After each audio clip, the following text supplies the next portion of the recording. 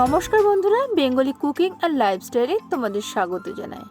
আজকে আমি বানাবো বাটার পনির মশলা।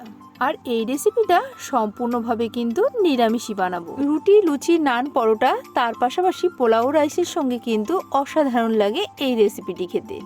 রেসিপিটি আমি কিভাবে বানালাম একবার দেখে নাও। তো দেখো, এখানে আমি 300 গ্রাম পনির নিয়ে নিয়েছি আর পনিরটাকে কিউব আকারে ছোট ছোট করে কেটে নিয়েছি। তোমরা কিন্তু তোমাদের পছন্দ অনুযায়ী শেপ দিয়ে নিতে পারো। তো দেখো, এখানে প্যানে কিন্তু সাদা তেল দিয়ে দিয়েছি পনিরটাকে ভাজার জন্য, আর দিয়ে দিলাম পরিমাণ মতো লবণ আর হলুদ দিয়ে দেখো একটু ভালো করে মিশিয়ে নিলাম তেলের সঙ্গে। এবার দেখো, যে পনিরগুলোকে কেটে রেখেছিলাম সেগুলো এক এক করে এই প্যানের মধ্যে দিয়ে দিচ্ছি।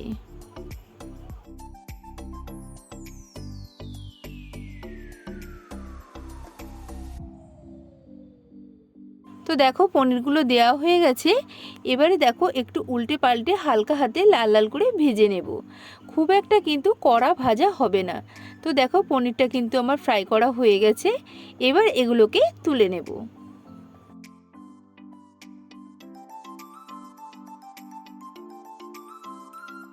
পনিরগুলোকে তুলে নিয়ে ওই প্যানে দিয়ে দিলাম 2 শুকনো লঙ্কা, পরিমাণ মতো আদা, দিয়ে দিলাম 2 টমেটো কুচি, আর দিয়ে দিলাম কাজু বাদাম আর 1 চামচ জিরে। গ্যাসের ফ্লেমটা লো টু মিডিয়ামে রেখে এগুলোকে আমি ভেজে নেব। আর দিয়ে দিলাম স্বাদটা ব্যালেন্স করার জন্য 1/2 চামচ চিনি, আর টমেটোগুলো যাতে গলে যায় তার জন্য দিয়ে দিলাম 1/2 চামচ লবণ। দিয়ে দেখো সুন্দর করে এগুলো ভাজা হয়ে গেছে। ঠান্ডা হওয়া পর্যন্ত অপেক্ষা করলাম। তারপর দেখো মিক্সির জারে দিয়ে এটাকে ব্লেন্ড করে নেব। ব্লেন্ড করা হয়ে গেছে।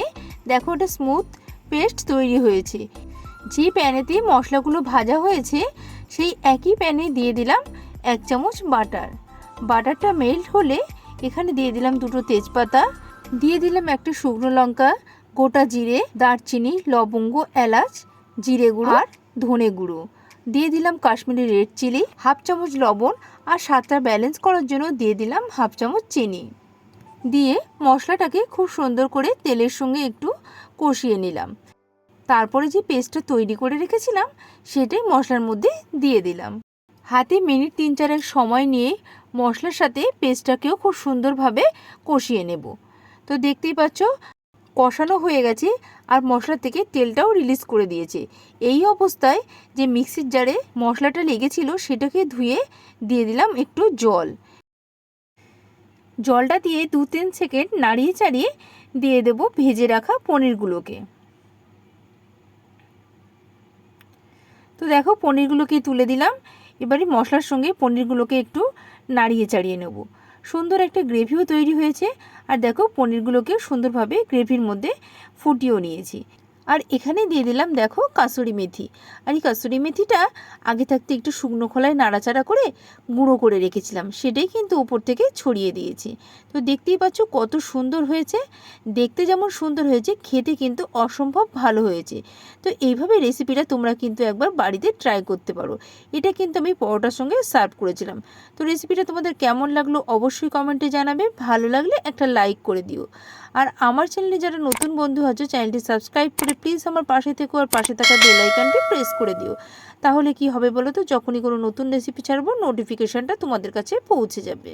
সবাই ভালো থেকো, সুস্থ থেকো, সাবধানে থেকো। ফিরছি আবার পরের কোনো নতুন রেসিপিতে।